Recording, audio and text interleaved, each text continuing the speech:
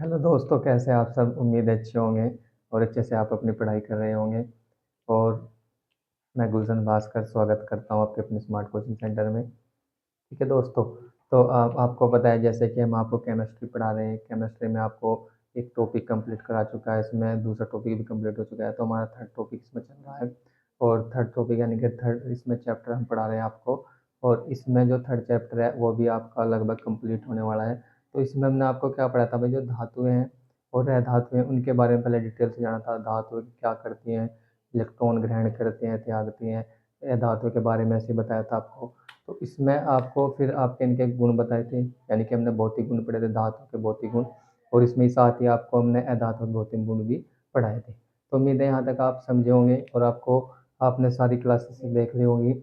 ठीक है दोस्तों, तो इसके बाद आज आपको हम पढ़ाएंगे इसमें कि जो धातु हैं और जो आपकी अधातु हैं, उनके भौतिक गुणों में कितना क्या अंतर होगा।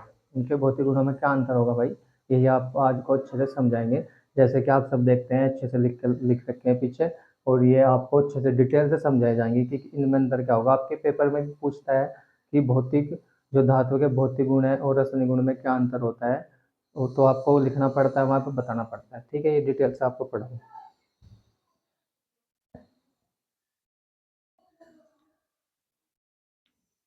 तो जब आपके पे एग्जाम है तो सबसे पहले आप लिखेंगे धातुओं तथा अधातु के भौतिक गुणों में अंतर। समझ गए भाई?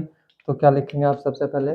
धातुओं तथा धातु के भौतिक गुणों में अंतर। ठीक है, तो इधर आप लिखेंगे इसमें भौतिक गुण। क्या लिखेंगे भाई? भौतिक गुण। और बीच में आप धातु और इधर आप लिखेंगे आपकी अधातु। समझ गए भाई? फिर इसमें क्या करना आपको, देखो सबसे पहले भौतिक अवस्था। कौन सी अवस्था है भाई? भौतिक अवस्था। तो देखो भौतिक अवस्था में जो धातु है ना, क्या होंगी? ठोस होंगी। क्या होंगी भैया आपकी? तो भौतिक अवस्था में जो धातु होंगी क्या होंगी? ठोस होंगी। लेकिन इसमें आपको पता है, लेकिन पारे को छोड़कर, किसे छोड़कर भाई? पारे को। या अपवाद में कह दो कि पारा इसका अपवाद है, इसका किसका? भौतिक धातु की भौतिक अवस्था में पूछे धातु, क्या सभी धातु ठोस होंगी? ठीक है, तो सभी धातु ठोस होंगी लेकिन आपके पारे को छोड़कर। ठीक है, तो ऐसे ही अधातु में इसकी भौतिक अवस्था देखेंगे तो क्या होंगी भाई? आपकी ठोस भी होंगी, द्रव भी होंगी, गैस भी होती है। समझ गए? तो क्या होगी? ये ठोस, द्रव, गैस तीन होती है। जैसे द्रव में आपको पता है एकमात्र द्रव धातु है ब्रोमीन। ठीक है भाई, क्या होगी? एकमात्र द्रव धातु क्या होगी? कमरे के तापमान पर ब्रोमीन। और ठोस होंगी आपकी जैसे कार्बन वगैरह होगा। गैस में हीलियम होगी, हाइड्रोजन होगी। ठीक है, नाइट्रोजन वगैरह, ये सारी आपकी होगी। इसके बाद क्या होगा इसमें, देखो भाई, इसके बाद देखेंगे चमक। तो उसमें लिखी भौतिक गुण में चमक। देखो जो धातुएं हों, ये क्या होंगी? चमकीली होंगी। धातुओं में क्या पाया जाएगा भाई? सभी धातुओं में क्या होगी? चमक पाई जाती है। लेकिन इधर अगर अधातु में देखेंगे तो इनमें क्या होगी? ये अधातु क्या होंगी? चमकीली नहीं होती, यानी कि इसमें क्या हो? चमक नहीं होने की। ठीक है भाई, अब देखो इसके अपवाद आपके जैसे आपका आयोडीन है, ग्रेफाइट है, लेकिन ये है तो अधातु, लेकिन इनमें क्या पाई जाएगी? चमक पाई जाएगी। तो इसलिए मैंने यहाँ पे बीच में लिख रखा कि आयोडीन और ग्रेफाइट क्या होंगे आपके? ये अपवाद होंगे। ये धातु अधातु होने के साथ साथ चमकीली भी होंगी। ठीक है भाई, तो क्या होंगी? अधातु होने के साथ साथ आपकी चमकीली भी होंगी। ठीक है, फिर उसके बाद देखते हैं, ये देखेंगे भाई पारदर्शिता। क्या है? पारदर्शिता।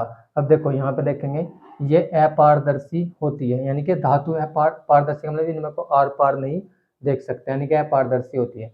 और इधर अधातु में अगर देखेंगे, ये अपारदर्शी, पारदर्शी और पारभासी तीनों होती है। ठीक है, यानी कि अपारदर्शी भी होंगी, साथ साथ पारभासी भी, और उसके साथ आपका पारभासी भी होती है। ठीक है, अब देखो यहाँ से, अब इसके बाद पढ़ेंगे चालकता। देखो चालकता, अब देखो धातु में चालकता क्या होगी? ये विद्युत और उष्मा, विद्युत यानी कि बिजली और उष्मा यानी कि हीट। देखो इसमें आपकी अगर बिजली प्रवाहित करोगे तो आसानी से उसमें को अपने अंदर से क्या होगी? बिजली को आसानी से बहने देगा। ठीक है, मान लो ये कोई धातु है और इसमें अगर मैंने इसमें करंट छोड़ा तो ये अपने अंदर से बिजली को इधर से इधर निकलने में आसानी से निकलने देगी, तो उसे बोल रहे हैं विद्युत की सुचालक। और उष्मा की भी ऐसे ही सुचालक होंगी। और अगर आपको देखेंगे इधर अधातु, तो जो आपकी अधातुएं होंगी भाई, आपकी क्या होंगी? अधातुएं, ये विद्युत ऊष्मा की क्या होंगी? कुचालक होते हैं। क्या होंगी भाई? ये अपने अंदर से बिजली को प्रवाहित नहीं होने देती, ना ही हीट को प्रवाहित होने देती है। लेकिन इसका भी एक अपवाद है, इसमें एक है ग्रेफाइट। क्या होगी भाई? धातु आपकी एक अधातु है ग्रेफाइट, इसमें क्या होगी? इसमें को बिजली क्या हो जाती है? प्रवाहित हो जाती है। साथ ही देखो आपका जो हीरा है, हीरा आपका विद्युत का तो कुचालक होगा, क्या होगा भाई, विद्युत का तो कुचालक होगा हीरा, लेकिन ऊष्मा का सबसे अच्छा चालक होता है, किसका भाई, देखो ऊष्मा का सबसे अच्छा चालक होता है हीरा आपका, ठीक है। सबसे ज्यादा अगर ऊष्मा किसी में प्रवाहित हो तो आपका क्या होगा, हीरा, समझ गए भाई। उम्मीद है समझे होंगे। उसके बाद देखते हैं घनत्व, क्या होगा भाई, भौतिक गुण में क्या है, घनत्व। तो धातुओं का जो घनत्व है क्या होगा, उच्च होगा, यानी कि धातुओं का घनत्व क्या होगा भाई, उच्च होगा।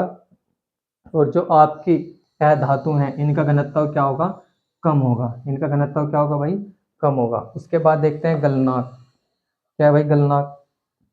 अब देखो धातु जो होंगी इनका गलनांक क्या होगा, ऊंच होगा, यानी कि इनका गलनांक क्या होगा, ऊंच। जब ये करेंगे तो इन्हें बहुत ज्यादा गलनांक होगा इनका, और साथ ही इनका गलनांक क्या होगा, कम होगा, इन्हें यानी कि जल्दी गल जाती है आपकी, ठीक है। लेकिन इसका भी अपवाद है यहाँ गलनांक, जो हीरा है, हीरा क्या है, इसका अपवाद है, जो ये है ना आपकी धातु है, लेकिन इसका गलनांक और कवथनांक क्या होगा भाई, ऊंच होता है, लगभग आपको लिखवाया था मैंने कि लगभग 3500 डिग्री सेल्सियस के समथिंग इसका गलनांक होता है, समझ गए भाई, क्वथनांक। उसके बाद देखते हैं तन्यता, क्या होगी भाई, तन्यता। तन्यता आपको पढ़ा रखा अच्छे से पिछली वीडियो में।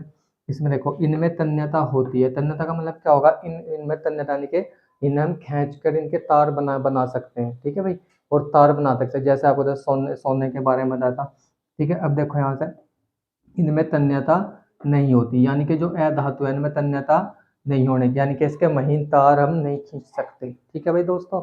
अब देखो उसके बाद है आघात वर्धनता, क्या होगी आघात वर्धनता। ये देखो ये आघात वर्धनीय होते हैं, यानी कि क्या करेंगे, इन्हें पीटेंगे, हथौड़े से पीटेंगे या किसी और चीज से पीट कर इनके हम क्या सिट यानी कि चादर बना सकते हैं धातु की। लेकिन अधातु क्या होंगी, यह आघात वर्धनीय नहीं होती, यानी कि उनको पीट कर चादर नहीं बना सकती, और साथ ही साथ ये भंगुर होती है और ये भंगुर नहीं होती, समझ गए।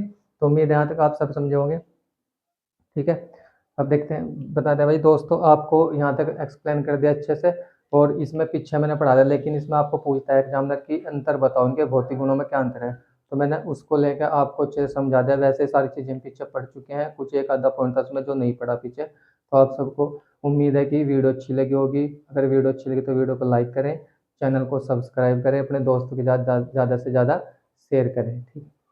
तो आज यहीं तक रखते हैं भाई।